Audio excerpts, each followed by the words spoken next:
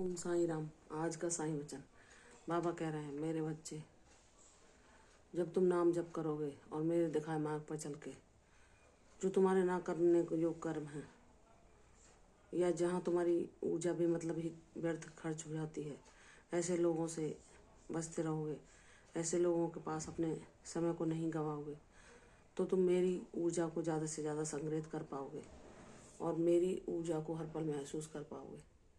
कोई तुम्हारे बारे में अगर बुरा सोच रहा है या तुमसे ईर्ष्या कर रहा है तो वह सब कुछ मैं उसको समर्पित कर दो। जब तुम्हारा बाबा तुम्हारे साथ खड़ा है तो कोई तुम्हारा कोई अहित कर ही नहीं सकता, क्योंकि तुम्हारी सारी जिम्मेदारी मुझ पर है। वह कोई लाख बुरा चाहे तो क्या होता है, वही होता है जो मंजूर साईं होता है। तो मेरे बाबा कभी मुझ तक कोई विपत्ति आने ही नहीं देंगे।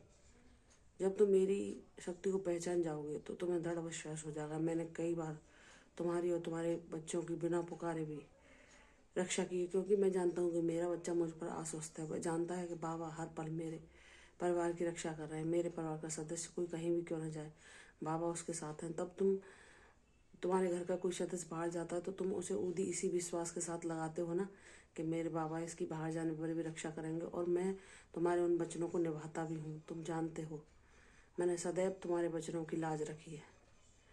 तुम अगर किसी को दृढ़ विश्वास के साथ ये कहते हो कि बाबा उसे ठीक करेंगे, तो अगर उसका ठीक होना नहीं भी लिखा होता तब भी मैं उसे ठीक करता हूँ। क्यों?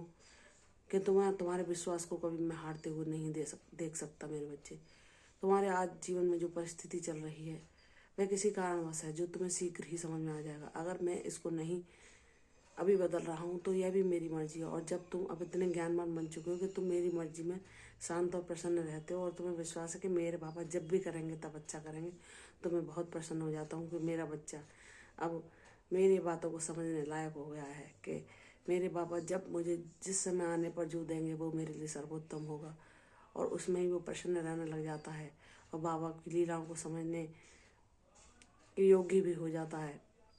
धीरे धीरे वह बाबा का इतना सानिध्य पा लेता है कि वह हर चीज़ को, उसके मन में कोई प्रश्न आए तो तुरंत ही उसे आत्मनिर्देशन मिल जाता है और उसका हल तुरंत ही मिल जाता है, क्योंकि वह ईश्वर की ऊर्जा के उतना समीप पहुंच जाता है कि बाबा उसकी हर मुश्किल को हल कर देते हैं और हर सवाल का उसे जवाब देते हैं। तो मेरे बच्चे, तुम मेरे उन प्रिय बच्चों में से एक हो जो दिल के बहुत भोले और निष्पाप हो। तुम किसी का भी बुरा नहीं चाहते। जो तुम्हारे साथ बुरा करता है वह भी अगर दुख और कष्ट में और परेशानी में होता है तो तुम उसके लिए भी मुझसे दुआ करते हो। मेरे बच्चे, तुम्हारा ये भोलापन, तुम्हारा ये निष्पाप मन और तुम्हारी जो चरित्र में सबको देख के दया, करुणा और सेवा भाव है, उससे मैं बहुत प्रसन्न हूँ। मेरे बच्चे, क्योंकि तुम वैसे ही हो जैसे ईश्वर का एक नेक बच्चा होता है। तुम सब में मेरा ही दर्शन करते हो, सबको प्रेम ही बांटते हो, सबके साथ स्नेह और सेवा का ही बर्ताव करते हो। कोई तुम्हें कितना भी कष्ट क्यों ना दे ले, अगर मैं तुमसे अगले क्षण प्यार से बात करने लग जाता है तो तुम सब भूल कर उसके लिए भी सब कुछ अच्छा ही सोचते हो और उसके बाद उसका भी भला करना चाहते हो कि वह प्रसन्न रह सके, चाहे तुम्हें कोई कष्ट क्यों ना हो। तुम सबकी प्रसन्नता चाहते हो। मेरे बच्चे, तुम अपने शत्रुओं का भी जो तुम्हारे बारे में बुरा सोचते हो उनको भी यही मांगते हो कि मेरे बाबा इनको सद्बुद्धि देना, इनके जीवन में ऐसा ला देना कि यह भी किसी न किसी माध्यम से आपसे जुड़ जाए, इनके जीवन से भी नकारात्मकता को दूर करना। मेरा इतना भला बच्चा जो दुश्मनों का भी भला चाहता है, जो उसे कष्ट पहुंचा रहा है, हानि दे रहे हैं लंबे समय से, उसके जीवन में विष घोल रहे हैं, उनके लिए भी अच्छी भाव रखता है। तो मैं ऐसे बच्चे पर क्यों ना प्रसन्न हूँ। मैं ऐसे बच्चे के जीवन से जो भी उसके प्रारब्ध के कारण भोग उत्पन्न हुए हैं उन सबको अपनी शक्ति के द्वारा कम करके उससे उन्हें उसे भोगने की प्रेरणा देकर बहुत ही कम मात्रा में उसके जीवन में उनका फल देकर उन्हें नष्ट कर देता हूँ और अपने बच्चे को सब पापों से, सब प्रारब्धों से मुक्त करके उसे अपना ऐसा निष्काम, पवित्र, ऐसा प्यारा बच्चा बनाता हूँ जिसके जीवन में शांति, आध्यात्मिकता, भक्ति वास करे और जो दूसरों के जीवन को भी प्रकाश दे सके, जो दूसरों के चेहरे पर भी मुस्कान ला सके, जो और भी दुखी हृदयों को सांत्वना पहुंचा सके, मैं उसे इस लायक बना देता हूँ। मेरे बच्चे, तुम वही हो जिसे मैंने अपने माध्यम के लिए चुना है।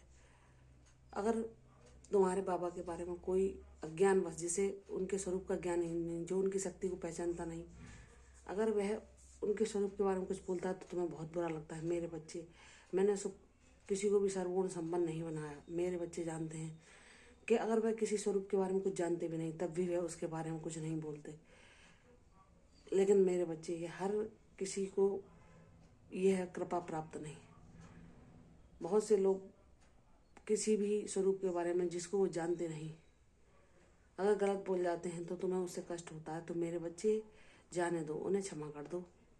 वह भी मेरा ही कार्य कर रहे हैं, किसी और रूप में सही वह भी मुझे ही भज रहे हैं, किसी और रूप में ही सही वह मेरी पूजा कर रहे हैं। बस अज्ञान, बस वह भेद कर रहे हैं रूपों में।